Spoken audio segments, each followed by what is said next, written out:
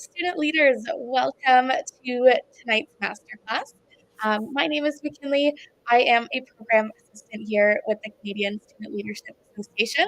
We are so happy to have you all joining us tonight to hear from our guest speaker, Larissa Franklin. I am so excited to be introducing her to the screen tonight. Larissa is an Olympic bronze medalist, a Guinness World Record holder, and an active Team Canada softball player as well. Larissa has been part of the national team for over a decade now and uses her experience in high-performing sport to deliver keynotes and workshops to individuals and students like yourselves to embrace life's curveballs and follow their pursuit to excellence as well. Tonight, we are so excited. Please welcome Larissa Franklin.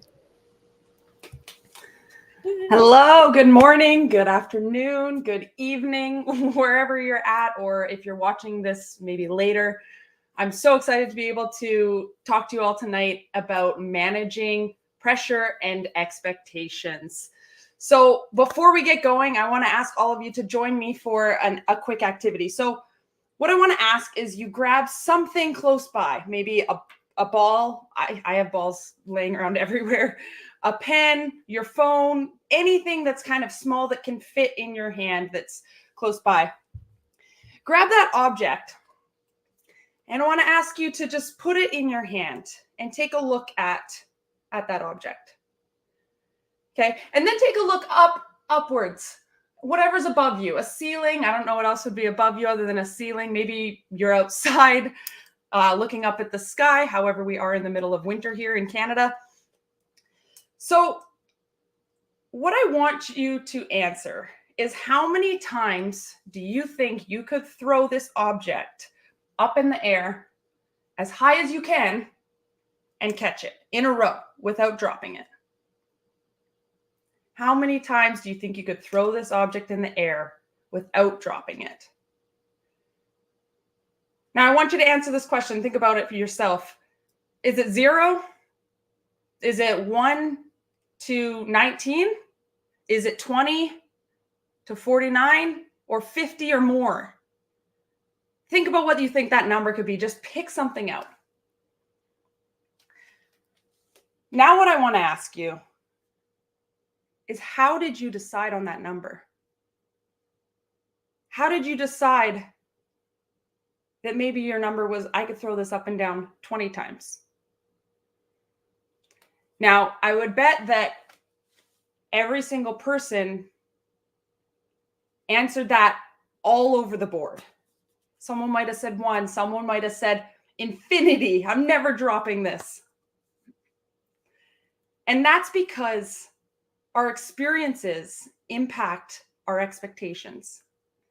The expectation that you just set for yourself was based on that number. And that number was based on a ton of various ideas. What kinds of experiences did you have? Why did you think that you could maybe only throw that 5 times? Is it because you've never really been great at catching? Is it because maybe you think you can throw more than 50 because you have experience like myself throwing and catching? Maybe you played a sport like that. Whatever it is, you defined your expectation based on your experiences. Maybe you also defined your expectation based on your desires. You're like, not really, like this, it's not for me. So you weren't that motivated. You also might have defined your expectations based on cultural norms.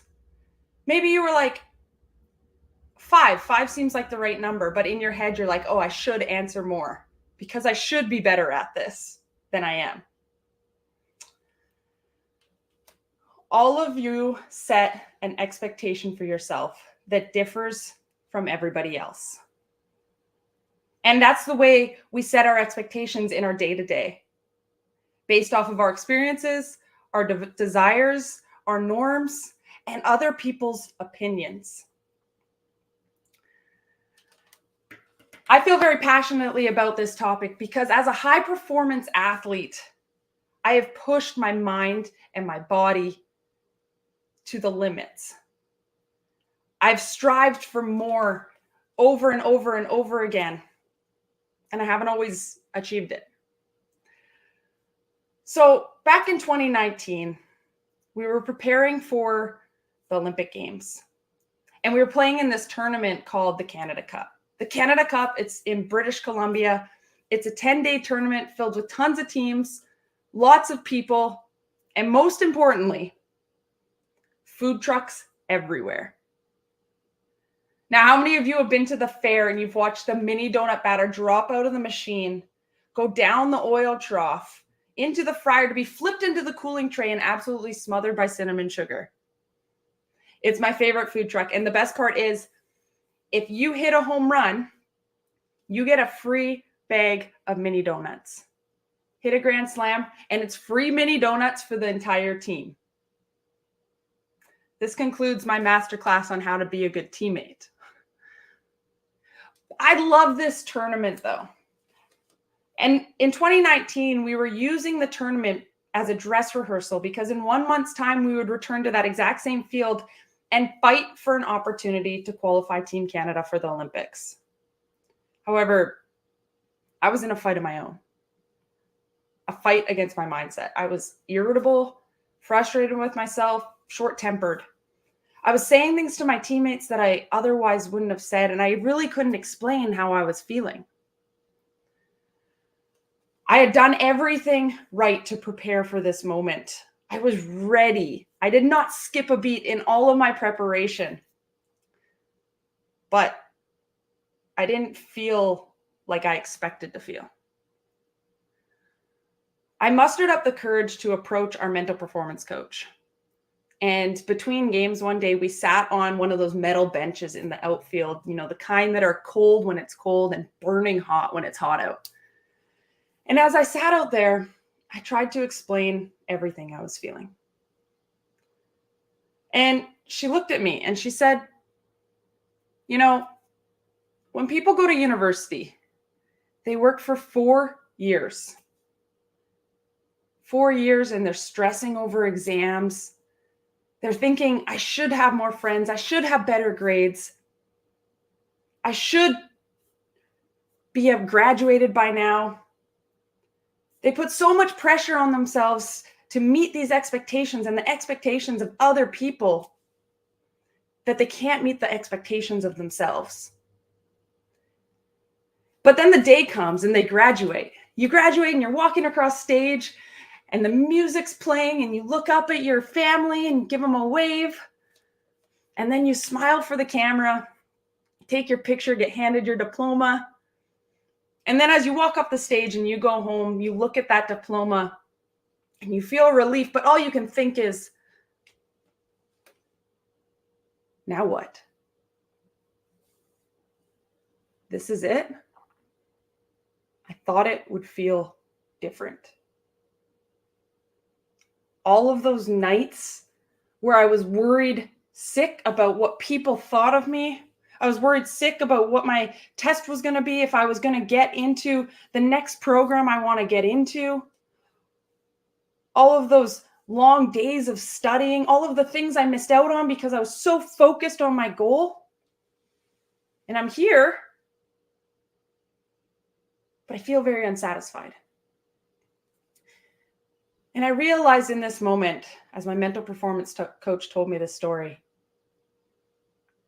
that if you want to enjoy the shiny moment at the end, you have to enjoy the process along the way. You have to be able to enjoy all of the lows and the highs. You have to be able to set expectations for yourself that are realistic, but attainable. And that's what I'm going to talk to you about shortly, is 3 things that you can do to manage your expectations. Because I know that I'm speaking to a group that has big aspirations. I know that I'm speaking to a group that has very high expectations for themselves. A group that wants to do more, wants to be more. And I love that. Because you can live on either end. You can live on the low expectations end, which I would argue the key to happiness is low expectations. Actually, just today, I was joking with my teammates. It was one of my teammates' birthdays, and we were at practice, and we were joking around the fact that on your birthday, what do you expect to happen? You know, and one of my teammates was like, well, I want all my family members to, of course, text me. I just want to feel special. And I was like, well, what's special? What does feel special? And she was like, well, I don't know. I just want to feel special. And then oddly enough, the teammate whose birthday it was, it's not funny, but a bat ended up hitting her hand today. She broke her pinky and spent all afternoon in the emergency office. And I was like, this is such an example of low expectations versus high. Of course, she's not going to wake up in the morning and think the lowest expectations I can set on my birthday is that I don't end up in the emergency. That's not the way we want to live. However, if we live on those high expectations, sometimes we're not able to achieve them. Sometimes we put a lot of pressure on ourselves and we're unrealistic about them. Sometimes we expect ourselves to be perfect.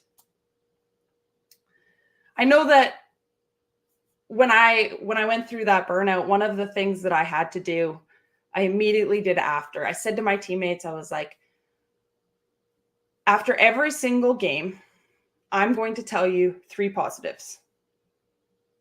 I don't care if it's the worst game of my life and I strike out every single time, I'm going to find 3 positives. Because when you have high expectations for yourself, oftentimes you lose sight of all of the small wins you have. Oftentimes you focus on everything that you could be doing better. You focus on all of the bars that you don't hit instead of focusing on those small wins. So I would encourage you to find those small wins in your day. If you're at the end of your day right now, or even in the middle of your day, what has happened today that was a win? What has happened today that's really connected to you and your process? So to get to those 3 techniques to manage your expectations. The first one is be empathetic. Be empathetic to yourself and where you are currently at. So if we think about our activity where we were throwing the ball up in the air and down,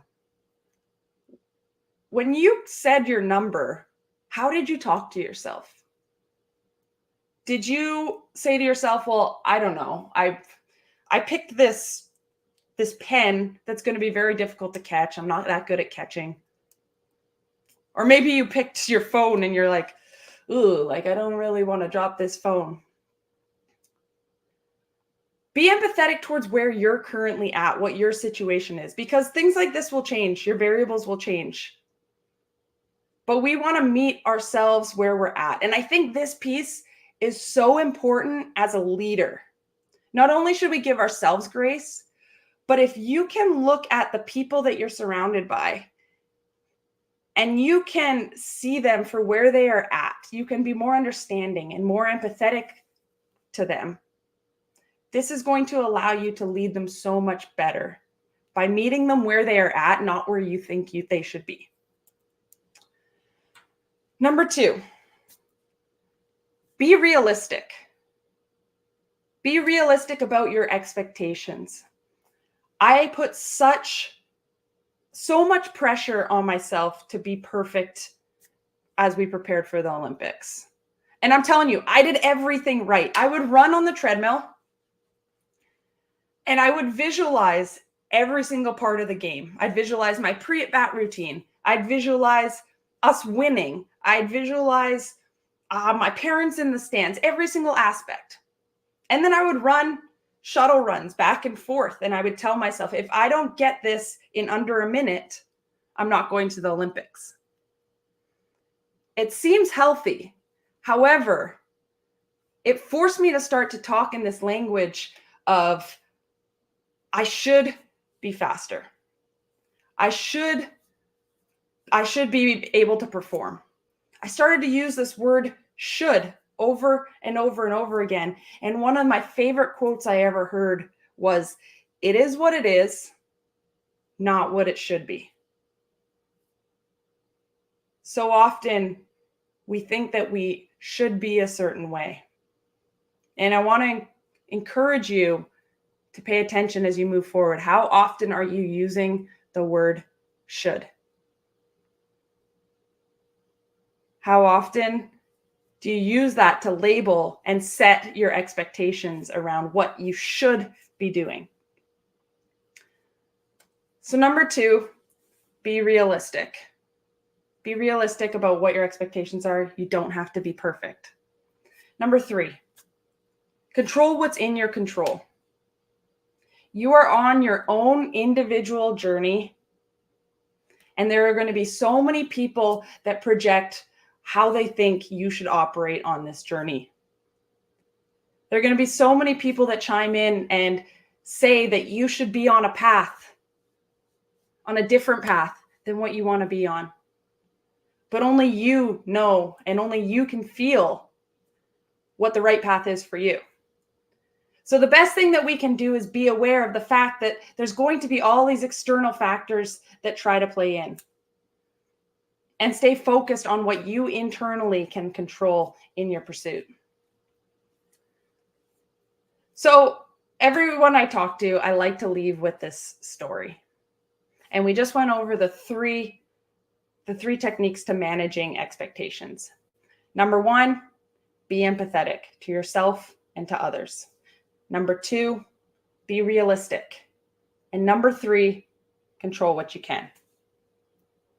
But like you, I have so many instances where I've had doubt, where maybe I had this expectation for myself and I just didn't meet it.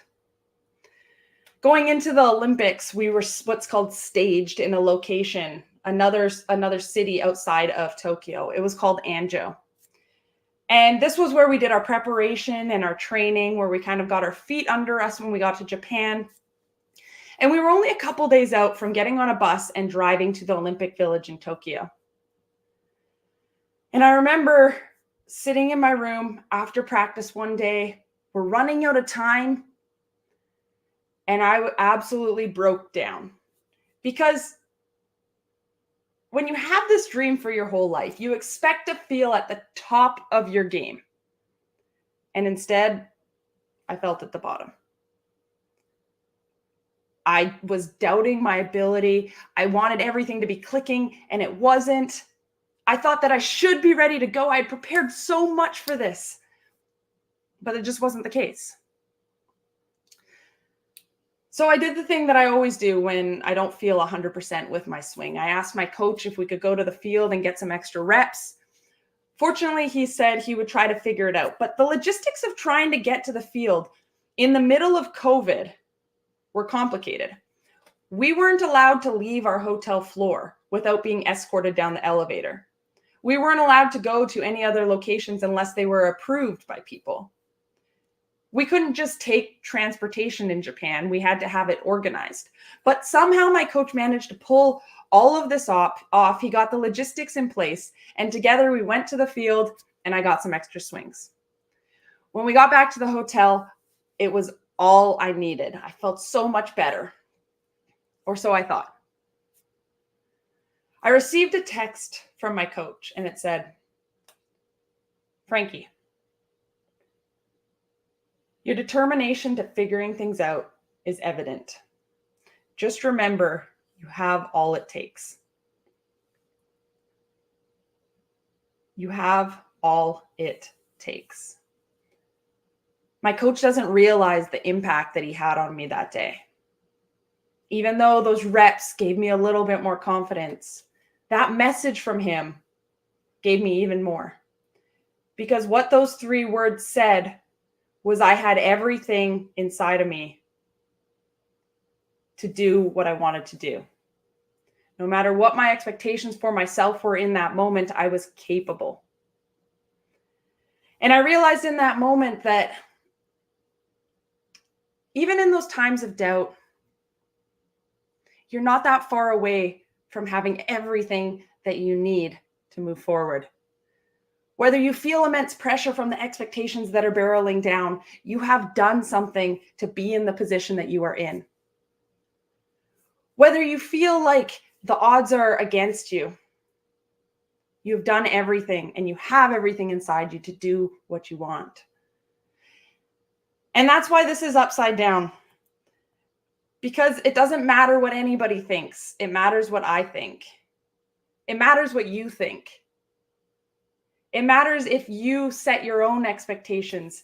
It doesn't matter what numbers anybody said on this pen thing. It's what you believe you are capable of doing.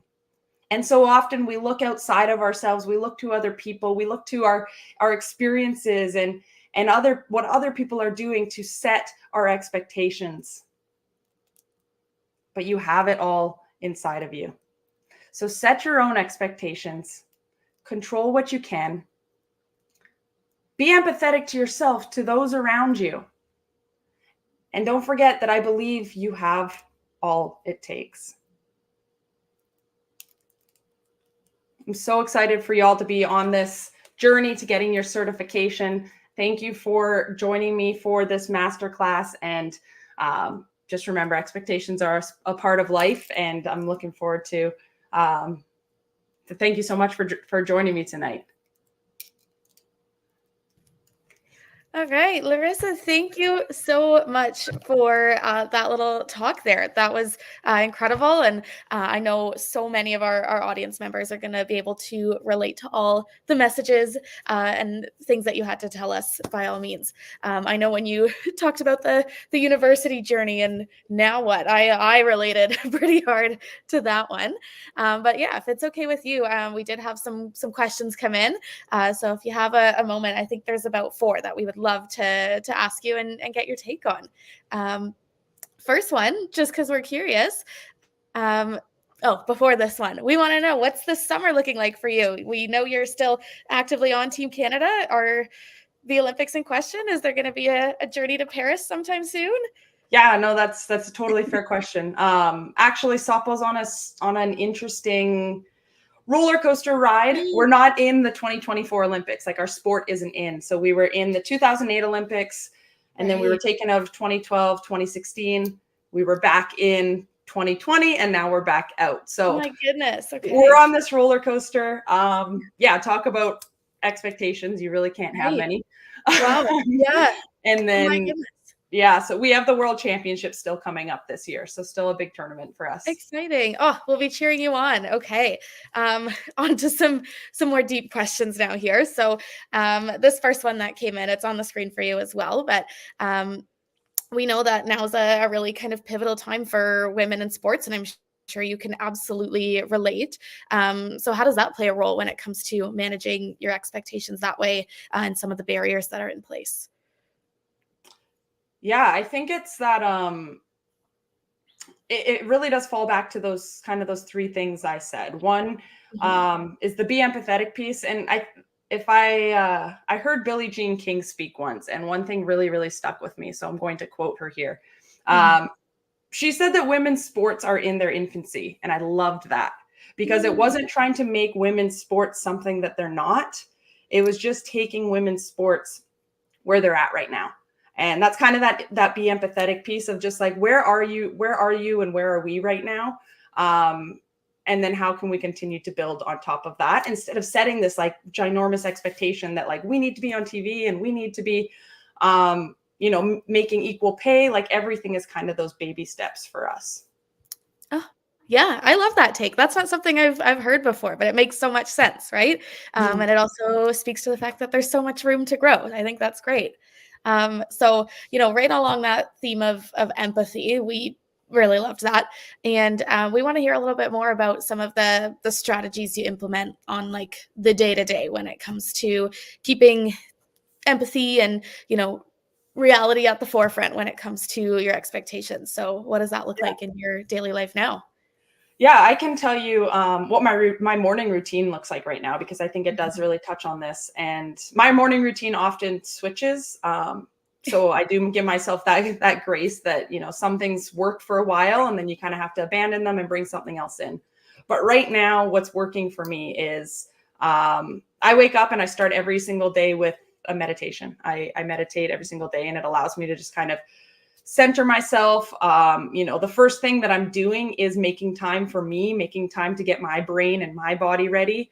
And that includes not even going on my phone or on social media until that's done. So that's number one, is putting myself first. And then the second thing I do is I just kind of map out my day. So I'll broadly know what I have to do, but I'll set my paper up. On the left side, I put all of the things that I have to do that are personal to me. So run, meditate, read, go for a walk. I'll put that all on the left side. That side for me is non-negotiable. That stuff has to get done.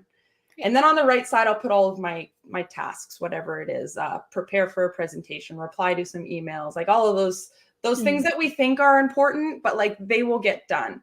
And for me, that's really allowed me to have these realistic expectations for, well, one, what's important, but then I also try to ensure I'm not making this massive list. Like I only put down like 3 or 4 things. And if I have to add later in the day, I can add, but I never want to put so much on my list that I can't complete it. And then I just feel bad about myself. Right. Oh, I love it. That list sounds like something I want to try. So the last question we'll ask you this evening, again, thank you so much for your time. And maybe referring back to your list will even help you answer this one.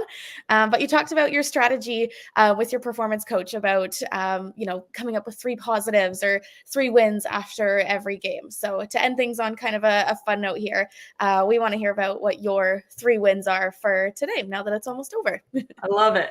Okay. Win number 1. I didn't think I was going to eat dinner until after this, and I managed to eat half a taco before we started. So that was huge. Food is fuel. Yay, tacos, yeah. Win number 2. So in softball, we hit what's called live. So hitting off of a pitcher. Sometimes we hit off of a pitching machine. Or most of the time in the off season, but today we got to go live and hit off of a pitcher for the first time. And I don't even care how I performed. It was just great to feel what it felt like to hit off of a pitcher. So that's number 2. And number 3, I'm looking at around my house for reminders here. Number 3 would be, I just had a really good cup of coffee this morning. I had a really good cup of coffee. I remember the first sip I took. I remember grabbing it and being like, I'm going to enjoy this sip. And I remember every single part of it. So I don't know. You can't go wrong with a good cup of coffee. No, it's the little things. I'm right there with you. That's awesome. Yeah. Okay. Well, that has been amazing. Larissa, one last time, we are so grateful for the evening that you spent with us here, and for, spending your time and doing everything to leave us with such amazing messages about managing pressure and managing expectations. Like I said, I know every student is going to be able to leave with something, if not many things from this talk that'll be able to, benefit them not only in their leadership journey, but in their lives and in their futures as well. So with that, student leaders, this is going to be the end of our masterclass here. We are so thankful for all of you who are joining us, whether it be live right now or watching later on. Again, we cannot wait for the next time we do this all together. So stay tuned and keep an eye on your emails for the next masterclass. Have a good night, everybody. Thanks, Larissa. Thanks, everyone.